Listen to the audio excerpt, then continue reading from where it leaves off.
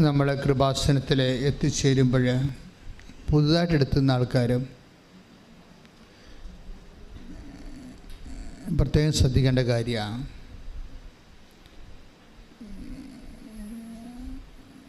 ദൈവമാണ് എന്നെ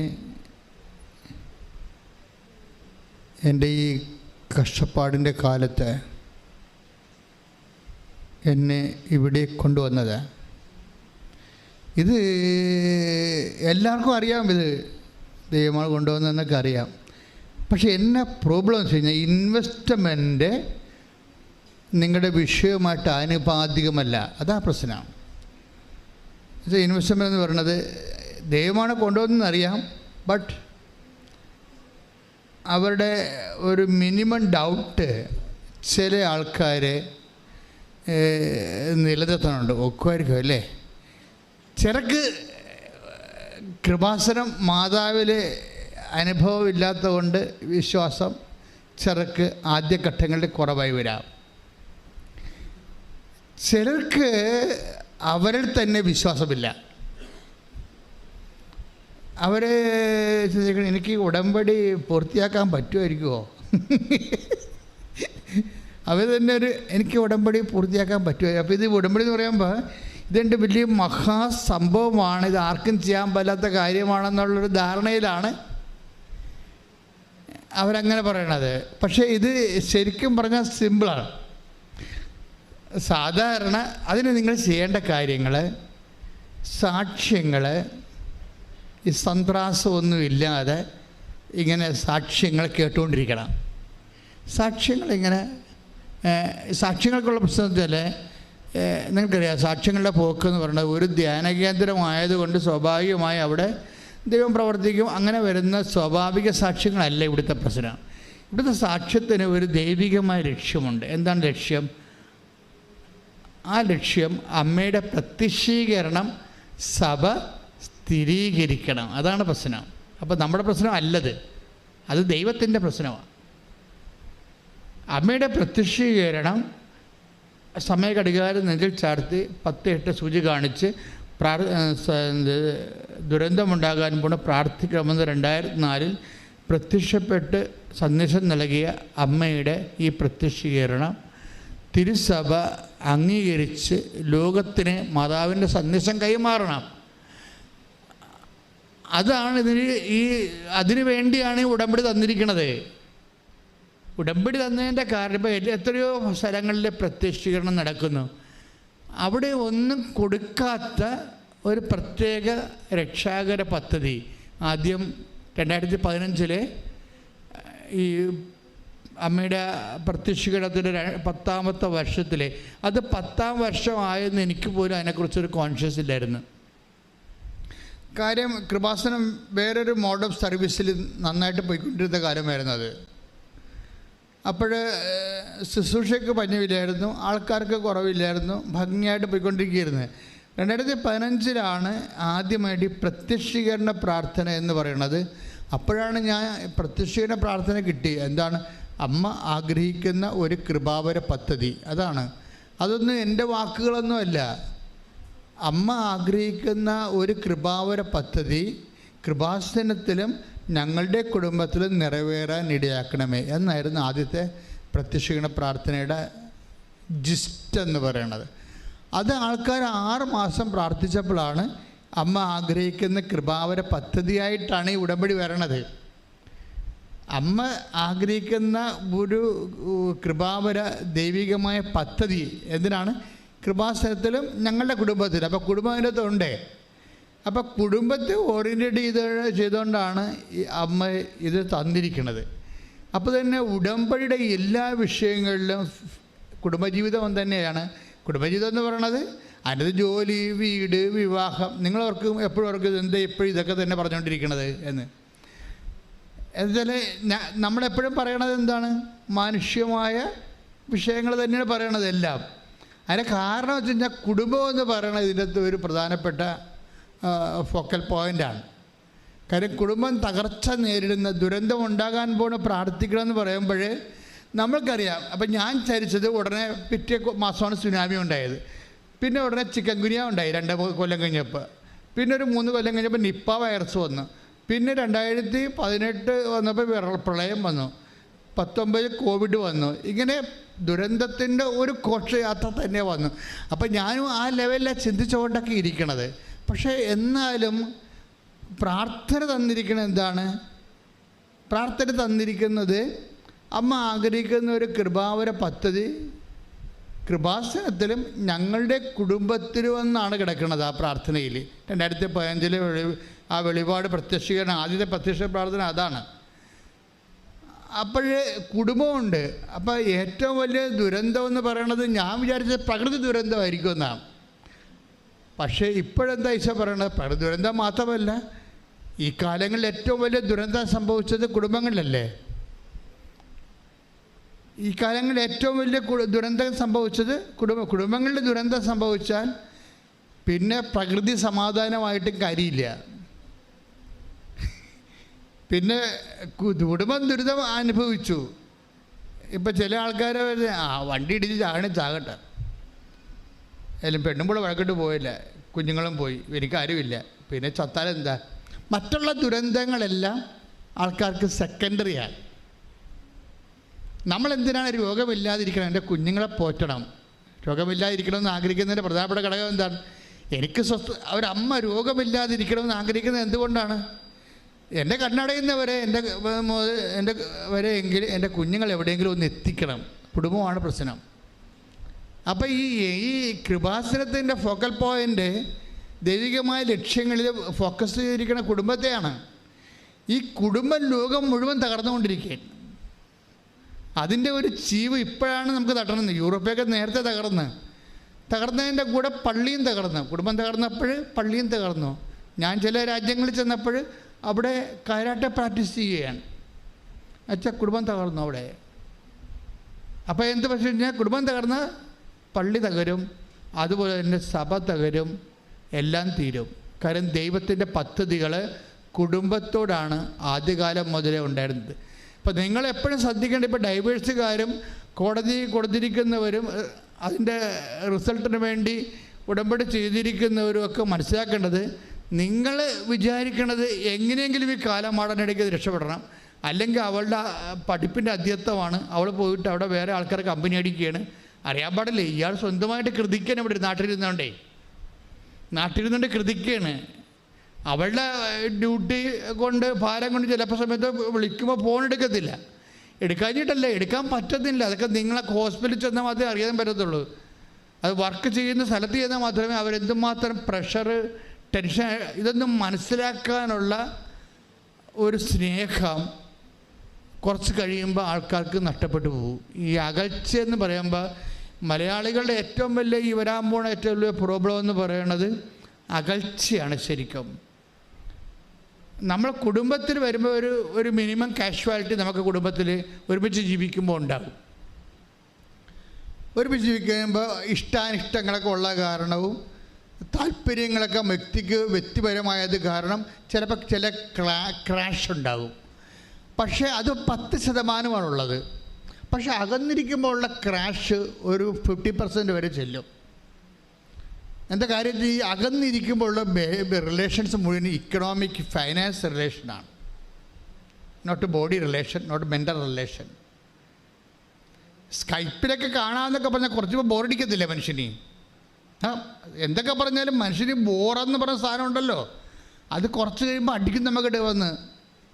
നമ്മൾ തിരിച്ചടിക്കാൻ വല്ലതും പറ്റുമോ ബോറിനിട്ട്? അത് സഹിക്കാൻ പറ്റത്തുള്ളൂ. അപ്പോൾ കുറച്ച് കഴിയുമ്പോൾ ഈ സംവിധാനങ്ങളൊന്നും സപ്പോർട്ടീവ് അല്ലാത്ത സമയം വരും. അപ്പോൾ എപ്പോഴും കടമാണ്, പണം വേണം, കടമാണ്, ശമ്പളം കിട്ടിയ ഇങ്ങനെ പറഞ്ഞുകൊണ്ടിരിക്കുമ്പോൾ റിലേഷൻസിൽ മുഴുവനും ഫൈനാൻസ് റിലേഷനേ ഉണ്ടാകത്തുള്ളൂ. Finance relation. അപ്പോൾ അല്ലെങ്കിൽ അവൻ വിചാരിക്കുന്നത് എൻ്റെ കുടുംബക്കാർ അപ്പനും അമ്മയും മക്കളും എല്ലാം കൂടി എന്നൊരു കറാപ്പോശായിട്ട് വെച്ചിരിക്കുകയാണെന്ന് തോന്നുന്നു. NRIയുടെ കുറേ ആൾക്കാർക്കുള്ള പ്രശ്നം എന്തായിരുന്നു? അമ്മയും മക്കളും എപ്പോഴും പപ്പായും വിളിക്കും, മമ്മി വിളിക്കും, പിള്ളേർ വിളിക്കും, കിടുങ്ങി വിളിക്കും, കുടുങ്ങി വിളിക്കും. എന്തായാലും കാശാണ് പ്രശ്നം. അയാൾക്കറിയാമല്ലോ, അത് കുറേ അഭ്യാസമൊക്കെ അറിയാമല്ലോ. ഈ കുടുങ്ങിയൊക്കെ വിളിക്കുന്നതിൻ്റെ പിന്നിൽ അവസാനം കാശിലേ വന്ന് നിൽക്കത്തുള്ളൂന്നറിയാം. പൂച്ചയെ എങ്ങനെ പിടിച്ചടഞ്ഞാലും 4 കാലേ വന്ന് നിൽക്കും. എന്ത് സംസാരമായാലും അവസാനം കാശിലേ വന്ന് നിൽക്കും. അപ്പോൾ ആൾക്കാർക്ക് ബോറടിക്കോ? അപ്പോൾ ഈ ബോറടിക്കുമ്പോൾ സ്വാഭാവികമായിട്ട് നിനക്കറിയാവോ അല്ലെങ്കിൽ നിങ്ങൾക്കറിയാവോ ഞാൻ എന്ത് അവസ്ഥയിലാണ് ഇവിടെ ജീവിക്കണമെന്ന്? അപ്പോൾ അണ്ടർസ്റ്റാൻഡിങ്ങിൻ്റെ പ്രശ്നം വരും, മനസ്സിലാകുന്നില്ല. അപ്പം ഇവിടുത്തെ കേമത്വം കഷ്ടപ്പാട് ഇവരും അങ്ങോട്ട് കെട്ടിയെഴുന്നള്ളിക്കും, അങ്ങോട്ടും ഇങ്ങോട്ടും കെട്ടിയെഴുന്നള്ളിച്ചിട്ട് എന്ത് കാണിക്കാനാണ്? ഒന്നും കാണിക്കാനില്ല. പക്ഷേ അതേസമയം എന്താണ് ഞാൻ മനസ്സിലാക്കുന്ന വേറൊരു സത്യമുണ്ട്. കിട്ടുന്ന സമയം 10 മിനിറ്റ് ആണെങ്കിൽ 10 മിനിറ്റ് വീഡിയോ കോൺഫറൻസിൽ ജപമാല ചെല്ലണവരെ ഞാൻ കണ്ടിട്ടുണ്ട്. 10 മിനിറ്റേ കിട്ടത്തുള്ളൂ, അവർക്ക് 2 പേർക്ക് കിട്ടണ്ടില്ല സമയം. അപ്പം കിട്ടുന്ന സമയത്ത് അവർ ദൈവത്തിന് അതിനകത്ത് കക്ഷി ചേർക്കും. അങ്ങനെ വന്നു കഴിഞ്ഞാൽ അതുകൊണ്ടാണ് ഈ എപ്പോഴും നമ്മൾ കുടുംബം സെറ്റ് ചെയ്യുമ്പോൾ ഒരേ വിശ്വാസത്തിലുള്ളവർ സെറ്റ് ചെയ്യണമെന്ന് പറഞ്ഞതിൻ്റെ കാരണം അതാണ്. നിങ്ങൾ ഒരേ ജോലി അനുസരിച്ചാണ് സെറ്റ് ചെയ്യണത്, ഒരേ ജോലി PR അല്ലങ്ങനെയൊക്കെയുള്ള കാര്യങ്ങൾ വെച്ച് സെറ്റ് ചെയ്യണത്. പക്ഷേ അതുപോലെ തന്നെ പ്രധാനപ്പെട്ടതാണ് ഒരേ വിശ്വാസമെന്ന് പറയുന്നത്. ഒരേ വിശ്വാസത്തിലാണ് കുടുംബം സെറ്റ് ചെയ്യണമെന്നുണ്ടെങ്കിൽ കുറച്ചുകൂടി സുരക്ഷിതത്വം കിട്ടാവും. പക്ഷേ വിശ്വാസം പ്രാക്ടീസ് ചെയ്യണം. വിശ്വാസം താത്വികമായിട്ടും ആശയപരമായിട്ട് ഇങ്ങനെ ഒരു ഇരുട്ടിൽ നിന്നിട്ട് കാര്യമില്ല. അത് പ്രാക്ടീസിങ് ഫെയ്ത്താണ്. ഫെയ്ത്ത് എന്ന് പറഞ്ഞാൽ പ്രാക്ടീസിങ് ആയിരിക്കണം. അല്ലെങ്കിൽ ഫെയ്ത്തിനൊരു കുഴപ്പമുള്ളത്, വിശ്വാസത്തിൻ്റെ കുഴപ്പമുള്ളത് വിശ്വാസത്തിൻ്റെ അകത്ത് തന്നെ സംശയമുണ്ട്, ഇൻബിൽട്ടാണ്. വിശ്വാസത്തിൻ്റെ ഉള്ളിൽ ഇൻബിൽട്ടായിട്ട് വരുന്ന സാധനമാണ് സംശയം. അപ്പം കണ്ടൻറ്റ് വൈസ് വിശ്വാസത്തിൻ്റെ കണ്ടൻറ്റ് കുറഞ്ഞാൽ വിശ്വാസം കുറഞ്ഞു എന്ന് പറയാൻ പറ്റത്തില്ല, സംശയം കൂടിയെന്നാണ് പറയാൻ പറ്റത്തുള്ളൂ. കണ്ടൻറ്റ് വൈസ് അങ്ങനെ മുട്ടയുടെ മുട്ടയുടെ വെള്ളക്കാരും ചുവന്നക്കാരും ഇല്ലേ അല്ലേ? അപ്പോൾ അതുപോലെ ചുവന്നക്കാർ കുറവാണെങ്കിൽ അത്രയും വെള്ളക്കാർ കൂടിയിരിക്കും. അതാണ് എൻ്റെ തീർച്ചയായും. വിശ്വാസം നിങ്ങൾക്ക് ഉണ്ടെന്ന് പറയുമ്പോൾ വിശ്വാസം കുറവാണെന്ന് പറഞ്ഞാൽ അതിൻ്റെ അർത്ഥം സംശയം കൂടുതലാണെന്നാണ് അതിൻ്റെ അർത്ഥം. കാര്യം ഇത് രണ്ടും ഒരുമിച്ചാണ് പോണത്. ഇതൊരു ഭയങ്കര ട്രീറ്റ് ചെയ്യേണ്ട ഒരു സബ്ജക്റ്റാണിത്. അതായത് നിങ്ങൾക്ക് വിശ്വാസം കൂടിയെന്ന് പറഞ്ഞാൽ അതിൻ്റെ അർത്ഥം സംശയം കുറഞ്ഞെന്ന് അതിൻ്റെ അർത്ഥം. അപ്പം നമ്മൾ ടാർഗറ്റ് ചെയ്യേണ്ടത് എന്താണ്? വിശ്വാസത്തെ ടാർഗറ്റ് ചെയ്യണം. വിശ്വാസത്തെ നേരിട്ട് ടാർഗറ്റ് ചെയ്താൽ പറ്റത്തില്ല. വിശ്വാസം ഒരു റിസൾട്ടാണ്. വിശ്വാസം റിസൾട്ടാണ്. എന്തിനാണ് ടാർഗറ്റ് ചെയ്യേണ്ടത്? സ്നേഹത്തെയാണ് ടാർഗറ്റ് ചെയ്യേണ്ടത്. അതാണ് ബൈബിളിൻ്റെ ഒരു വെളിപാടതാണ്. എന്താണ്? സ്നേഹം എല്ലാം വിശ്വസിക്കുന്നു. ഇപ്പം സംശയത്തെ നമ്മൾ ടാർഗറ്റ് ചെയ്തിട്ട് കുറച്ച് സംശയം നീങ്ങിയത് കൊണ്ട് ആക്റ്റീവ് ഫെയ്ത്തിലേക്ക് ഒരു അപ്ലൈഡ് ഫെയ്ത്തിലേക്ക് വരത്തില്ല. ആ പ്രായോഗിക വിശ്വാസത്തിലേക്ക് വരണമെന്നുണ്ടെങ്കിൽ നമുക്ക് ഇമോഷണൽ ഫാക്കൽറ്റി പവർഫുള്ളാകണം. അപ്പോഴും പലപ്പോഴും സംശയം തീർക്കാൻ വേണ്ടി ഇൻ്റലക്ച്വൽ ഫാക്കൽറ്റിയിലാണ് നമ്മൾ പഠനങ്ങൾ ഉണ്ടാക്കിയിരിക്കുന്നത്. പഠനങ്ങൾ എപ്പോഴും ബൗദ്ധികമായ ഫാക്കൽറ്റിയിൽ മാത്രമേ അത്, പക്ഷേ അതിൻ്റെ കൂടെ സംശയങ്ങൾ തീർന്നാലും ഒരു ആക്റ്റീവ് ഫെയ്ത്തിലേക്ക്, ആ വിശ്വാസം പ്രയോഗിക്കുന്ന അവസ്ഥയിലേക്ക് വരണമെന്നുണ്ടെങ്കിൽ ആശയപരമായിട്ട് നമ്മൾ ഓക്കെ ആയാൽ മാത്രം പോരാ, നമ്മൾ വൈകാരികമായിട്ട് ഓക്കെ ആകണം. വൈകാരികമായിട്ട് ആരുമായിട്ട് ഓക്കെ ആകണം? ദൈവമായിട്ട് ഓക്കെ ആകണം. എന്ന് വെച്ചാൽ അർത്ഥം എന്താണ്? ദൈവമായിട്ടുള്ള സ്നേഹത്തിൻ്റെ ലെവല് വർദ്ധിപ്പിക്കണം. ഈ ദൈവമായിട്ടുള്ള സ്നേഹത്തിൻ്റെ ലെവല് വർദ്ധിപ്പിക്കാൻ വേണ്ടിയാണ് ഉടമ്പടിയിൽ അതിൻ്റെ ഫോർമുലയുണ്ട് മുഴുവനും. അത് നിങ്ങൾ എപ്പോഴും ചെയ്യണം. ഉടമ്പടിയിൽ വരുമെന്ന പ്രശ്നം ചില ആൾക്കാർക്ക് ഇടിപെട്ട് സാക്ഷ്യങ്ങൾ പറയാൻ കാര്യം ദൈവവുമായിട്ടുള്ള ഇവരുടെ വൈകാരിക ബന്ധം പെട്ടെന്ന് ബൂസ്റ്റഡ് ആവും. ഉടമ്പടിയിൽ ദൈവമായിട്ടുള്ള ഇപ്പം ചെറിയ പറഞ്ഞു, ഞാൻ നല്ല വെയിലായിരുന്നു അച്ഛാ. ഇപ്പം ഇന്നലെയൊക്കെ പറഞ്ഞ നല്ല ചെറുപ്പകാലത്തൊക്കെ വന്നപ്പോൾ ഇടിപെട്ട് സാക്ഷ്യം പറഞ്ഞു, നല്ല വെയിലായിരുന്നു, വേർത്തൊലിച്ചു, ഞാൻ 10 രൂപ കൊണ്ട് പ്രേക്ഷിത പ്രവർത്തനത്തിൽ ചെന്നപ്പോൾ തന്നെ കൊന്തയിട്ട ഒരാൾ എന്നെ കളിയാക്കിയെന്ന്. അപ്പോൾ എനിക്ക് സങ്കടം വന്നു. കാര്യം കൊന്തയിട്ടവൻ തന്നെ എന്നെ കളിയാക്കി. കൊന്തയിട്ടവൻ ചിലപ്പോൾ അവൻ കൊന്തയിട്ടോണ്ടെന്ന് വിചാരിക്കും, പിശാചിനും കൊന്തയിടാവില്ല. അതിലത്തെ കാര്യമില്ല. എന്തുമാത്രം പിശാചെ കൊന്തയിട്ട് നടക്കണം, അതിലെ കാര്യമില്ല. പക്ഷേ ഇവളെ സംബന്ധിച്ചിടത്തോളം അത് വലിയൊരു തട്ടായി. അപ്പോൾ എന്നാ ചെയ്ത്? അപ്പം അത് നിസ്സാരം അത്രേ ഉള്ളൂ. അതായത് നിൻ്റെ വിശ്വാസം ഈ കൊന്തയിട്ട് നിൽക്കുന്ന പിശാചിനേക്കാൾ അതൊരു പ്രലോഭനമായിട്ട് തന്നിരിക്കുകയാണ്. അതിനെ നീ അതിജീവിക്കണം. എന്നുവെച്ചാൽ എന്തതിജീവിക്കണം എന്നാണ്? വിശ്വാസം അതിജീവിക്കണം എന്നല്ല, എന്നോടുള്ള നിൻ്റെ സ്നേഹം ഈ കൊന്തയിട്ട വിശ്വാസത്തിൽ നൽകുന്ന പ്രലോഭനത്തെക്കാൾ നിൻ്റെത് ഉയർത്തണം. ദാറ്റ് മീൻസ് നീ സ്നേഹത്തിൽ വളരണം. ശ്രുതികട്ടെ ഹല്ലേലൂയ. ഹല്ലേലൂയ. യേശുവേ ആരാധന. യേശുവേ ഹല്ലേലൂയ ഹല്ലേലൂയ ഹല്ലേലൂയ. യേശുവേ സ്തുതി hallelujah hallelujah hallelujah hallelujah hallelujah hallelujah. യേശുവേ സ്തുതി hallelujah hallelujah hallelujah hallelujah hallelujah. പരമ ദിവ്യകാരുണ്യത്തിന് ആരാധനയും സ്തുതിയും പുകഴ്ചയും ഉണ്ടാകട്ടെ. അപ്പം ഇതൊക്കെ നിങ്ങൾ ഇപ്പോൾ അച്ഛൻ പരിശുദ്ധ പരമ ദിവ്യകാരുണ്യത്തിന് പറയുമ്പോൾ ഇപ്പോൾ നിങ്ങൾ എല്ലാവരും ഉത്തരമായിട്ട് പരിശുദ്ധ പരമ ദിവ്യകാരുണ്യത്തിന് എന്ന് പറയുമ്പോൾ നിങ്ങൾ ഉത്തരമായിട്ട് എന്ത് പറയും? എന്നേരവും ആരാധനയും സ്തുതിയും പുകഴ്ച. അപ്പോൾ ഈ പറഞ്ഞിരിക്കുന്ന 20-1000 പേരുണ്ടെങ്കിൽ മാർക്ക് ഇടുകയാണെങ്കിൽ ചിലർക്ക് 2 മാർക്ക്. എന്നേരവും ആരാധനയും സ്തുതിയും പുകഴ്ച ഉണ്ടാകട്ടെ എന്ന് പറഞ്ഞില്ലേ? അങ്ങനെ പറഞ്ഞ ഉത്തരത്തിന് ചിലക്ക് 2 മാർക്ക്, ചിലക്ക് 6 മാർക്ക്, ചിലക്ക് 8 മാർക്ക്, ചിലക്ക് 9 മാർക്ക്. അതിൻ്റെ വ്യത്യാസം നിങ്ങളെല്ലാം പറഞ്ഞ ഒന്നല്ലേ? നിങ്ങളെല്ലാം പറഞ്ഞ ഒന്നല്ലേ? പിന്നെ എന്തിനാണ് മാർക്ക് വ്യത്യാസം ഉണ്ടാകണത്? അത് ചില ബോധമില്ലാതെ പറയും, ചില യാന്ത്രികമായിട്ട് പറയും, ചില വിശ്വാസത്തോടെ പറയും, ചില സ്നേഹത്തോടെ പറയും. അതിനാ മാർക്ക് വേണ്ടത്? സ്നേഹത്തോടെ പറയുന്നതിനാണ് മാർക്ക് 9 മാർക്ക്. കൈയടിച്ച് കർത്താൻ ഹല്ലേലൂയ ഹല്ലേലൂയ ഹല്ലേലൂയ ഹല്ലേലൂയ. സ്നേഹത്തോടെ ജീവനേ സ്വന്തമേ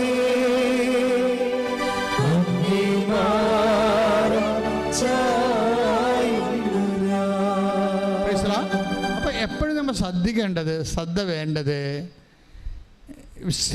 പ്രാർത്ഥിക്കുമ്പോൾ എപ്പോഴും നിങ്ങൾ ചിന്തിക്കേണ്ടത് അത് സ്നേഹത്തോടെയാണ് പ്രാർത്ഥിച്ചതെന്ന്. എപ്പോഴും നമ്മൾ ഇൻട്രോസ്പെക്റ്റ് ചെയ്യണം. എപ്പോഴും നമ്മൾ ഒരു ആന്തരികമായിട്ടുള്ള ചോദ്യം ഉണ്ടാക്കേണ്ടത് എന്താണ്? ഞാൻ സ്നേഹത്തോടെയാണ് പ്രാർത്ഥിച്ചത്, സ്നേഹത്തോടെയാണ് ഞാൻ കർത്താവിന് കൈമാറിയത്, സ്നേഹത്തോടെയാണ് ഞാൻ ഉടമ്പടി വിശ്വാസം പ്രയോഗത്തിലേക്ക് വരുന്നത്. പ്രാർത്ഥിക്കുക. കർത്താവായ ദൈവമേ, ഉടമ്പടിയുടെ ഓരോ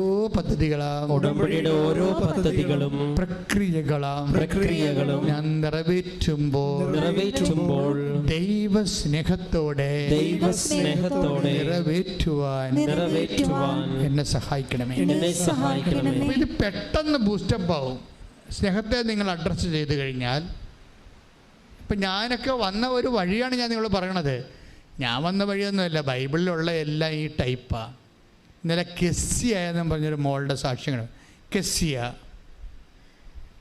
കെസ്സിയയുടെ പ്രോബ്ലം, കെസ്സിയ അപ്പനെയും കൊണ്ട് വന്നിരിക്കുകയാണ് ഇവിടെ. എനിക്ക് ഈ ആഴ്ചയിൽ ഏറ്റവും ടോപ്പായിട്ട് എന്നെ സ്പർശിച്ചത് കെസ്സിയയുടെ സാക്ഷ്യമാണ്. എന്താ സംഭവം വെച്ച് കഴിഞ്ഞാൽ, കെസ്സിയ അപ്പനെയും കൊണ്ട് വന്നിട്ട് അപ്പനെ ഫെയിൻറ്റിങ്ങും അതുപോലെ തന്നെ ഇയർ ബാലൻസിൻ്റെ പ്രോബ്ലമാണ്. അപ്പോൾ ഇയർ ബാലൻസിന് അപ്പോൾ കെസ്സിയുടെ ഒരു പ്രത്യേകത, ഉടമ്പടിയുടെ ധ്യാനങ്ങളെല്ലാം ഇവൾ പ്രാർത്ഥിച്ചാണ് കേൾക്കണത്. ഉടമ്പടിയുടെ ധ്യാനം കൂടാൻ വേണ്ടി കൂടും. ഉടമ്പടി എടുക്കുമ്പോൾ നിങ്ങൾക്കറിയാമല്ലോ, ധ്യാനം കൂടണമെന്ന് പറഞ്ഞാൽ എന്താണ്? അപ്ഡേഷൻസ് ഉണ്ടാകണത് എല്ലാം ഇവിടെ. നിങ്ങളുടെ സബ്ജക്റ്റ് എപ്പോൾ സംസാരിക്കുമെന്ന് ആർക്കും അറിയാൻ പറ്റത്തില്ലല്ലോ. ഉടമ്പടി എന്ന് പറയുമ്പോൾ ഈ പുറപ്പാട് 25-35 വെച്ചുള്ള സംസാരമാണ്. കാര്യം ഞാൻ എൻ്റെ ജനങ്ങളോട് കൃപാസനത്തിൽ നിന്ന് സംസാരിക്കുമെന്നല്ല പറഞ്ഞിരിക്കുന്നത്. അപ്പോൾ അങ്ങനെ സംസാരിക്കുമ്പോൾ ഉടമ്പടി ധ്യാനത്തിന് മറ്റു വചന പ്രഘോഷങ്ങളെക്കാളും സന്ദേശവിഹിതമായിട്ട് വ്യത്യാസങ്ങളുണ്ട്. കാരണം നിങ്ങളുടെ വിഷയം ചിലപ്പോൾ സംസാരിച്ചെന്ന് വരും കർത്താവ്. നിങ്ങളിപ്പോൾ ഇന്ന് കടന്നു പോകുന്ന പർട്ടിക്കുലർ പ്രോബ്ലം നിങ്ങൾക്കറിയാമല്ലോ. നമ്മൾ ദൈവത്തോട് അടുക്കുമ്പോൾ കരയാൻ മാത്രമേ നമുക്ക് നേരം ഉണ്ടാകത്തുള്ളൂ. സ്നേഹം കൊണ്ടും കേട്ടും മനസ്സിലാക്കിയും നമ്മളറിയാതെ ഇങ്ങനെ ദൈവം ഇത്രയും നമ്മളൊരു കൃപയും കീടമൊക്കെ ഇട്ടും നമുക്ക് നമ്മുടെ നാട്ടുകാർ പോലും നമ്മൾ അംഗീകരിക്കണില്ല, നമ്മുടെ വീട്ടുകാർ പോലും നമ്മൾ അംഗീകരിക്കണില്ല. വീട്ടിൽ തന്നെ ഗ്രൂപ്പിസമാണ്. അപ്പോൾ അങ്ങനെയൊക്കെ വരുമ്പോൾ നമുക്കറിയാം ഈ വീട്ടിൽ എനിക്കൊരു വിലയുമില്ല. അപ്പോൾ അങ്ങനെ ഇപ്പം നിൻ്റെ വീട്ടിൽ നിനക്ക് വിലയില്ലാത്തൊരവസ്ഥയാണെന്ന് വിചാരിച്ചോ. ചിലപ്പോൾ അവരുടെ അനീതിയായിരിക്കും, ചിലപ്പോൾ നിൻ്റെ കയ്യിരിപ്പ് കൊണ്ടായാലും, പക്ഷേ ഫീൽ ചെയ്യണം നിനക്കാണ്. പക്ഷേ ഇങ്ങനെ ഒരു പൊസിഷൻ ആണെങ്കിൽ പോലും ആരും തരാത്തൊരു വില ദൈവം നമുക്ക് തരും. അത് നമ്മുടെ ഈ സാക്ഷ്യങ്ങൾ കേൾക്കുമ്പോൾ മനസ്സിലാകും. ഇത് ആരും അപ്പം സ്വന്തം വീട്ടുകാർ പോലും തരാത്ത വില അപ്പോഴും നീ എപ്പോഴും മനസ്സിലാക്കേണ്ട ഇതാണ്, നിൻ്റെ വീട്ടിൽ പോലും നിനക്കില്ലാത്ത വില ദൈവത്തിൻ്റെ തിരുസേന നിനക്കുണ്ട്. പക്ഷെ നീ ഇത് കണ്ടെത്തണം. പ്രാർത്ഥിക്കുക, കർത്താവ് ദൈവമേ, നിനക്ക് എന്നോട് നീ കൽപ്പിക്കുന്ന വില മനസ്സിലാക്കാനുള്ള കൃപ എനിക്ക് നൽകണമേ. നീ എനിക്ക് കൽപ്പിക്കുന്ന വില മനസ്സിലാക്കാനുള്ള കൃപ എനിക്ക് നൽകണമേ.